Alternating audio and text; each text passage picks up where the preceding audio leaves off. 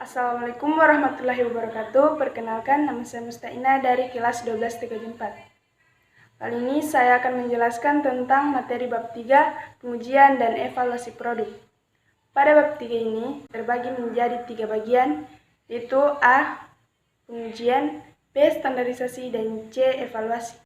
Yang pertama yaitu A. Pengujian produk. 1. Hakikat pengujian produk. Pengujian produk merupakan kegiatan penting untuk menjamin kualitas produk di pasaran. Sebelum sebuah produk dipasarkan, perlu dilakukan pengujian produk terlebih dahulu. Pengujian produk dilakukan dengan pengukuran terhadap sifat dan kinerja produk tersebut sesuai standar tertentu. Proses pengukuran sifat atau kinerja suatu produk inilah yang disebut dengan pengujian produk. Jadi, pengujian produk adalah segala proses yang dilakukan oleh seorang peneliti, baik melalui pengukuran kinerja, keamanan, kualitas, dan kesesuaian produk terhadap standar yang telah ditetapkan. Bagi produsen, hasil pengujian produk berguna dalam pengaksiran dan untuk mendapatkan hak paten atas produknya. Selain itu, pengujian produk dapat digunakan sebagai persyaratan dalam peluncuran produk baru. Data hasil pengujian produk dapat digunakan sebagai rujukan yang tepat agar mendapatkan lisensi untuk proses produksi dan penjualan. 2. Tujuan pengujian produk. A. Memastikan produk tersebut telah memenuhi persyaratan spesifikasi, regulasi, dan kontrak sesuai produk. B. Memastikan produk sudah berjalan sesuai dengan standarnya melalui pembuktian demonstrasi produk. C. Menyediakan data standar bagi kepentingan ilmiah, teknik, dan kegiatan penjaminan mutu. D. Menetapkan kesesuaian produk dengan penggunaan akhir. E. Sebagai dasar untuk komunikasi teknis suatu produk. F. Sebagai sarana perbandingan dengan produk lain. G. Sebagai bukti dalam proses hukum seperti pertanggungjawaban produk, hak paten, klaim produk, dan lain sebagainya. H. Membantu memecahkan masalah yang terkait dengan kendala produk. Dan I. Membantu mengidentifikasi efisiensi biaya dalam proses. 3. Kegunaan pengujian produk. Adapun kegunaan dari pengujian produk antara lain yaitu: yang pertama, meningkatkan kinerja produk dan kepuasan pelanggan. Kedua, produk akan lebih unggul dibandingkan dengan produk pesaing. Ketiga, dapat mengukur kadaluarsa pada kualitas produk dalam penyimpanan. 4. Memberikan pedoman yang tepat terkait masalah harga, nama merek, dan kualitas kemasan produk. Kelima, dapat memantau kualitas produk dari berbagai pabrik dari tahun ke tahun dan jalur distribusinya. Keenam, memberikan gambaran daya terima konsumen terhadap produk tersebut. 4. Pihak yang berperan dalam pengujian produk. Aspek keamanan produk sendiri tidak hanya melibatkan kepentingan konsumen itu sendiri, tapi juga melibatkan pemerintah yang melindungi konsumen. Adapun pihak yang berperan dalam pengujian produk sebagai berikut. Yang pertama, pemerintah. Peran pemerintah di sini yaitu dengan mengeluarkan undang-undang yang mewajibkan produsen menjelaskan kegunaan produk dan menjamin keamanan produk. Kedua, perusahaan. Peran perusahaan dalam pengujian produk yaitu menyediakan produk dan layanan sesuai dengan industri. 3. Organisasi konsumen. Peran organisasi konsumen yaitu sebagai perwakilan kepentingan konsumen kepada produsen dan pemerintah. Ketika pemerintah dan produsen tidak menetapkan standar kualitas suatu produk, maka organisasi konsumen beranggapan bahwa kualitas merupakan hal terpenting bagi konsumen. 5. Persyaratan pengujian produk yaitu ada 7. Yang pertama, A. Pendekatan sistem.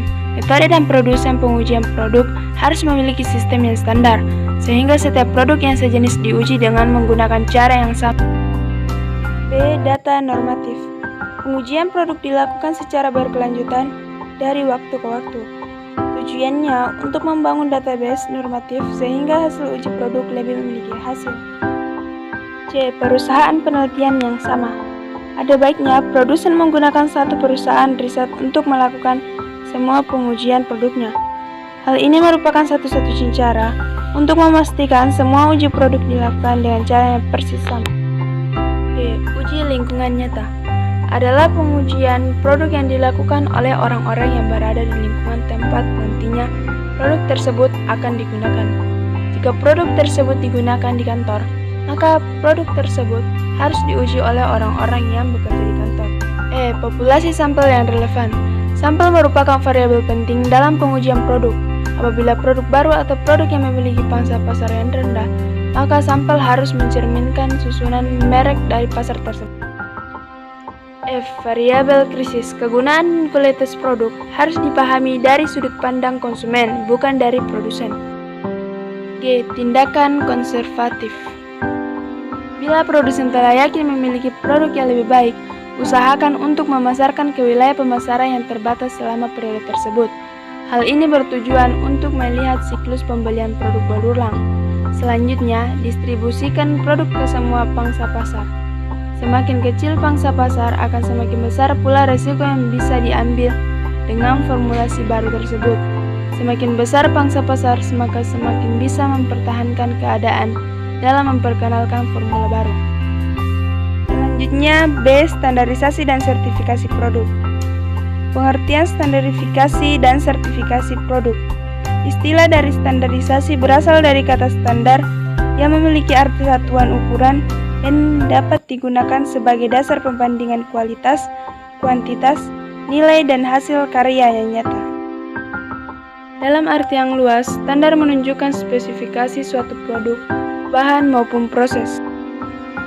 Menurut ketentuan pasal 1 angka 2 tentang standar nasional, standarisasi adalah proses merumuskan, menetapkan, menerapkan, dan merevisi standar yang dilakukan secara tertib dan bekerjasama dengan semua pihak. Sedangkan pengertian sertifikasi menurut pasal 1 angka 11 PP Standar Nasional adalah rangkaian kegiatan penertiban sertifikat terhadap barang dan jasa.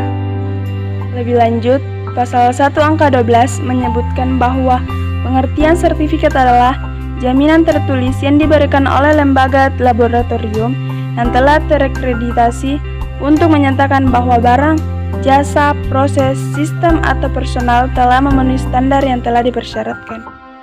Badan Pengatur Standarisasi Produk Nasional. Standarisasi nasional merupakan salah satu instrumen regulasi teknis yang dapat melindungi kepentingan konsumen nasional dan produsen produk dalam negeri. Melalui regulasi teknis yang berbasiskan standarisasi, dapat mencegah beredarnya barang-barang yang tidak bermutu dan berbahaya. Badan Standarisasi Nasional atau BSN memiliki fungsi sebagai berikut. 1. Pengkajian dan penyusunan kebijakan nasional di bidang standarisasi nasional.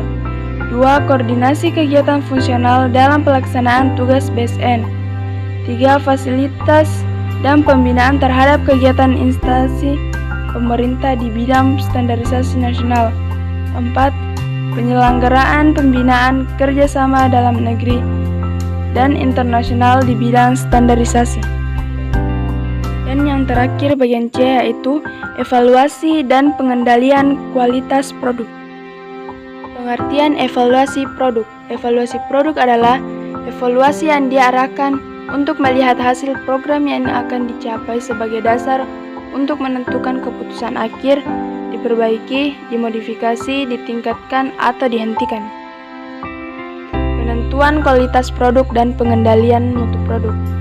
Pertama, kualitas produk. Pesaing minimal perusahaan menghasilkan produk dengan kualitas yang sama dengan pesaing, bahkan sedapat mungkin lebih baik dari produk pesaing.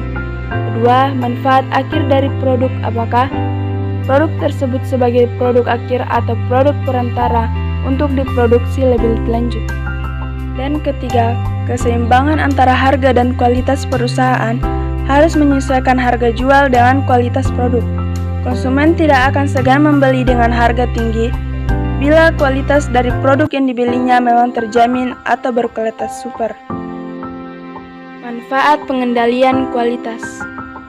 Yang pertama, tercapainya efisiensi dikarenakan tidak ada pemborosan bahan baku atau pendukung waktu dan tenaga kerja. Kedua, menekan biaya sehingga biaya rata-rata dan harga jual menjadi rendah. Ketiga, meningkatkan penjualan. Di samping karena harga jual relatif rendah, juga karena kualitas barang yang terjamin. Keempat, manfaat bagi konsumen adalah konsumen merasa puas karena memperoleh barang atau produk yang berkualitas dengan harga yang Langkah melakukan evaluasi kualitas produk. Yang pertama, evaluasi pada kualitas produk. Kedua, evaluasi terhadap persepsi karyawan. Ketiga, evaluasi tingkat kerusakan produk. Sampai di sini materi tentang bab 3, semoga bermanfaat. Sekian, wassalamualaikum warahmatullahi wabarakatuh.